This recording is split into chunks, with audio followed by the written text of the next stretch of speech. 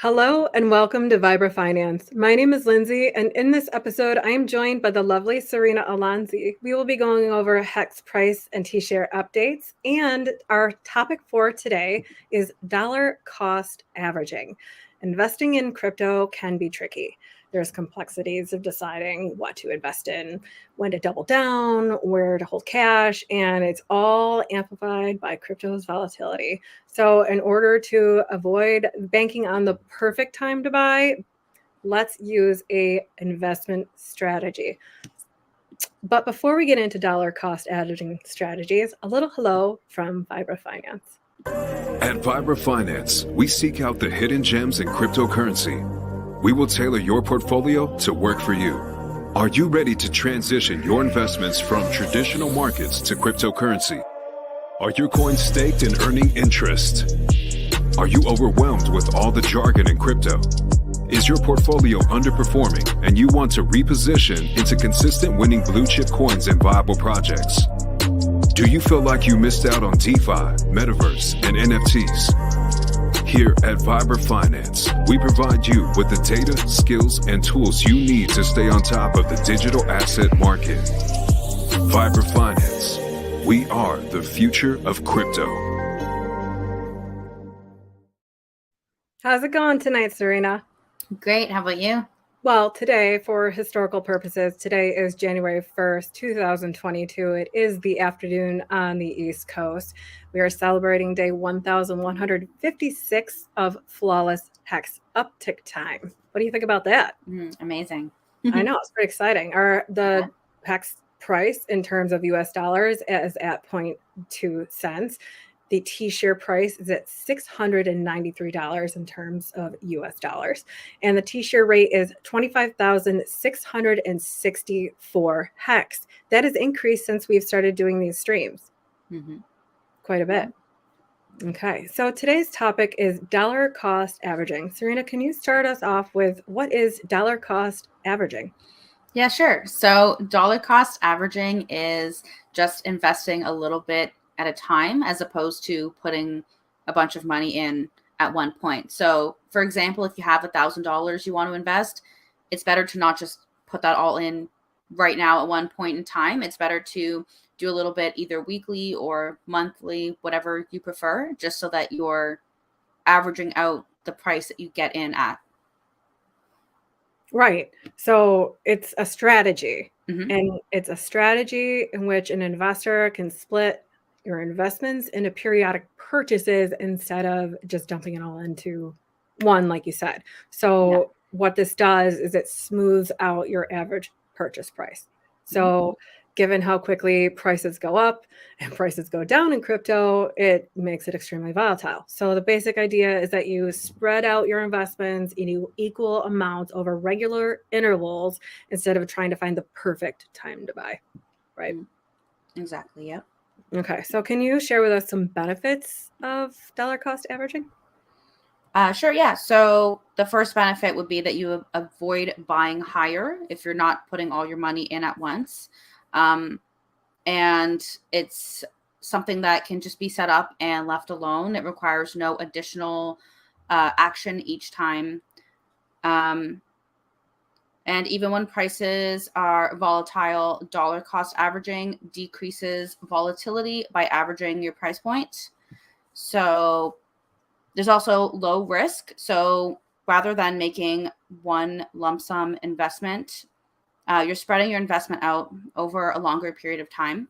So you avoid buying the highest price point.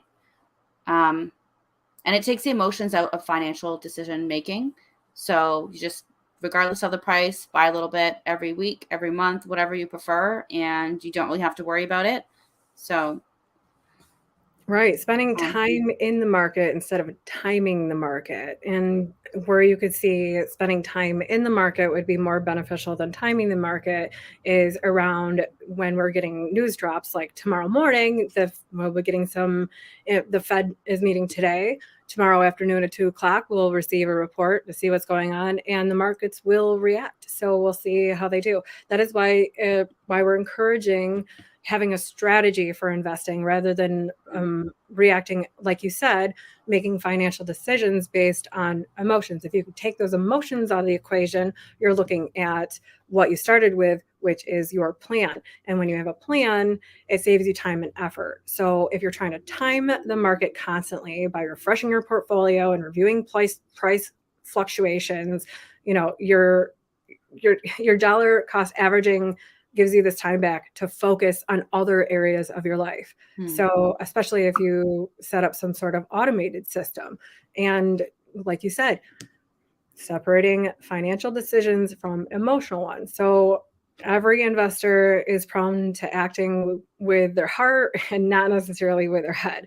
With the volatility that we're surrounding in this market, risks of allowing your emotions to overcome your actual plans can be greater. So dollar cost averaging advocates that you wait several years for these assets to appreciate so that you can get a better short-term volatility in exchange for long-term gains. So the potential for long-term gains in these places shields your funds from taxes, and you can wait till you retire before selling your assets. There's so many different benefits for having a strategy and sticking to a plan. And also with the many benefits of dollar cost averaging, there's also some drawbacks. Lindsay, do you want to explain the drawbacks?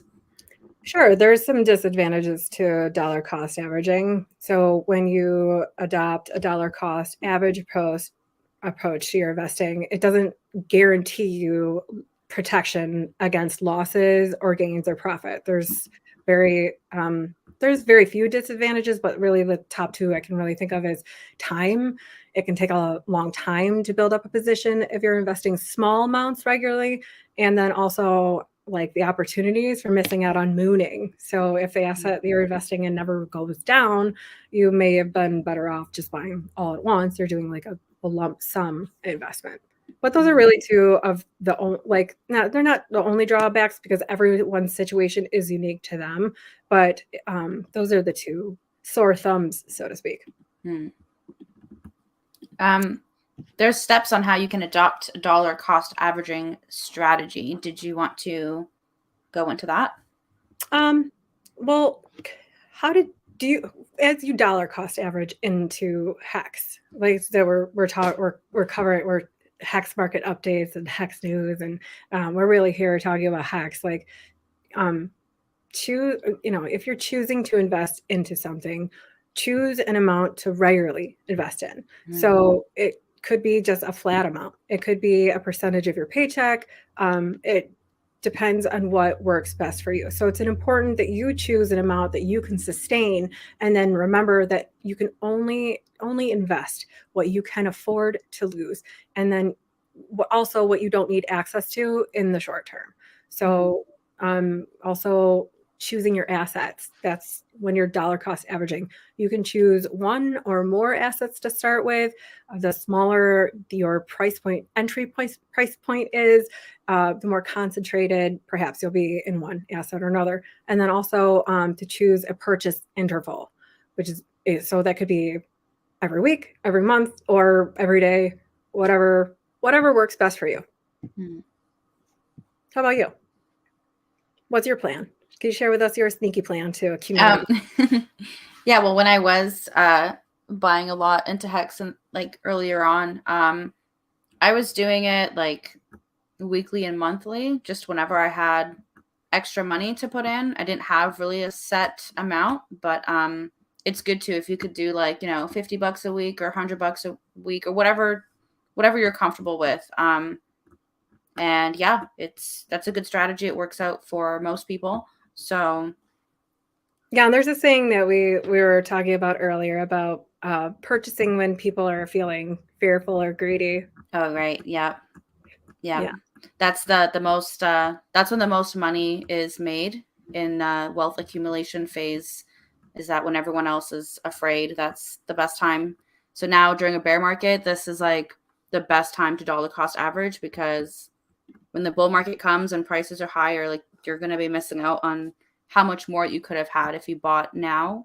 So, yeah. Right. And thank you for bringing it up. That is an important That's an important thing to consider, is looking at what your dollar is purchasing now versus what you will have in the future, and creating a plan around that. So, for example, when Bitcoin first became available, if you purchased an entire unit of Bitcoin, you would now have a much larger sum than what it cost you to enter into Bitcoin in the beginning, right? Mm-hmm. Because it's appreciated in value in terms of US dollars. Well, wouldn't it be interesting if perhaps the digital crypto asset that we're speaking of right now has the possibility to do the same thing? And we're able to look at its promise to us to do this same thing because we're entering into a locked immutable code contract when we stake our hex. So holding liquid hex in the bear market is very different than holding staked hex in a bear market. Accumulating units of hex, whole units of hex right now, are something that you cannot do with a Bitcoin right now. Well, some people can, but I'm saying for the average investor, but purchasing an entire unit of Bitcoin is very difficult. Purchasing what's the hex price at today? 0.2 cents. How many hex can you get for $1 today? Way more than a Bitcoin. Yeah. I'm not hating on Bitcoin. I understand why it's here.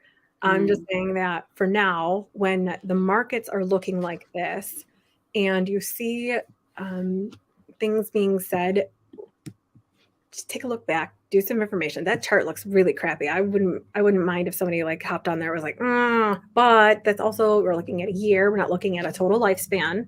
So you have to zoom out on the big picture and then create a plan that works for you in the asset that you choose to participate in. Dive in deep, learn all about it, and then create a strategy that's unique for you for there.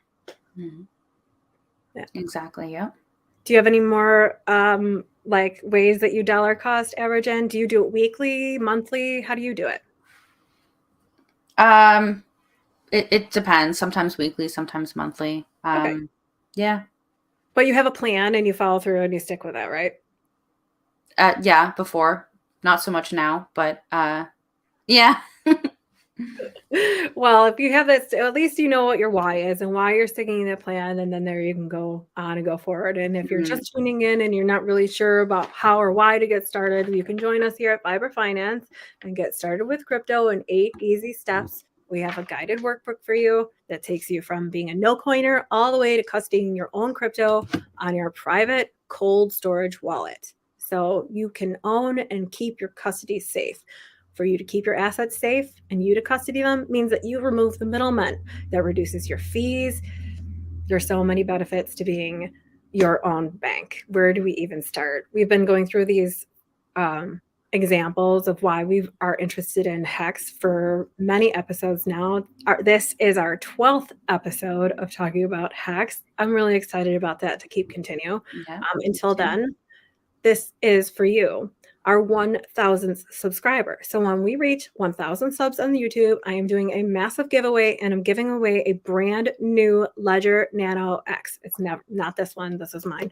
But your Ledger Nano X will be brand new, straight from the manufacturer. And I have even put together a comprehensive step-by-step guide walking you through how to open the box, plugging in your computer, and then eventually transferring some cryptocurrency from an exchange, because you never leave your money on an exchange. That is what this is for. I'm going to teach you how to move your money from an exchange onto a cold storage wallet so that you are in custody of your crypto and you can move through these markets safely and securely with confidence, knowing the safety from the beginning, right? In the wallet in here, there's a wallet tracker, there's a coin tracker, and a token tracker. All of the sheets that you need to keep your information safely. As you know, Serena, we do not leave our passwords on a computer or a mobile device. We do not leave them anywhere where somebody can access them digitally. That is how hacks may happen. So keep them safe, get used to the practice of writing them down and keeping them in a place where it can't be contaminated by fire or water or theft. And you only share these things with someone you love. Yep. These are the keys to your bank. And if you lose these keys, or if you lose the device itself, that would be unfortunate. But the keys that are attached to this device are really what keep your crypto safe. So having somebody know how to enter this market safely. And how many times you've heard an OG say, oh man, I don't even know where my wallet, I don't even know where that wallet went to. So if you are not interested in losing money, keep track of your crypto in one safe place. Exactly. And it's not just about like, I lost my wallet and now I lost the $100 that I invested. Like, no, if you go back and you check what that would have turned into, that's when you're really going to be kicking yourself, because that small investment now, especially during a bear market, can really turn into a lot in not that much time. So you really want to start having your security like good from the beginning. So very important. Yeah, absolutely. Practice good habits. Like when you use a public toilet, wash your hands when you get out. If you use an exchange to do your work, you leave, you bring your crypto with you when you leave. Yeah. Yeah, absolutely. And wash your hands too. That's a good idea. Okay, well, that is all we have for tonight's episode. I hope that you guys got a good understanding of what dollar cost averaging is and some tools on how to build your own strategy. For more updates on Hex News coming in the weeks forward, please tune in and follow Serena Alonzi on Twitter. Follow her on where you're on Instagram too. Instagram, yep. Also YouTube. here on YouTube. Yep. If you like what you hear, please subscribe, hit the bell button to all of our episodes here on Vibra Finance Livestream. Like I said, once we hit 1,000 subscribers, we will be doing a celebratory episode giving away a Ledger Nano X Live. So I would really like to do that episode soon. If you could please consider subscribing and sharing this with your friends. You can also find us on Twitter at Vibra Finance. For the workbook, I believe we only have 80 copies left for free. All I ask for in return, after you download your free copy of all your trackers, your coin tracker, your wallet tracker, if you're not getting started with crypto and you download this workbook, I would love your honest and thoughtful feedback so that I can continue to help others onboard into crypto safely. So please download the book, leave us your honest and thoughtful review. I cannot wait to read them so that we can continue sharing financial education, financial freedom, freedom of movement, freedom of speech. That should be touted far and wide. Those are the things that should be on people's tongues. These are the things we are here to bring you. So if you like what you hear, give us a share. All right, Serena, any final thoughts? No, that's it. Oh, actually, yeah, this is not financial advice. So don't forget that. Just our opinions. And yeah. Well said. This is not financial advice. These are merely our opinions, and we're only here for your entertainment. So if you like our entertainment, subscribe, share, hit the bell button to all. Thank you, and good night.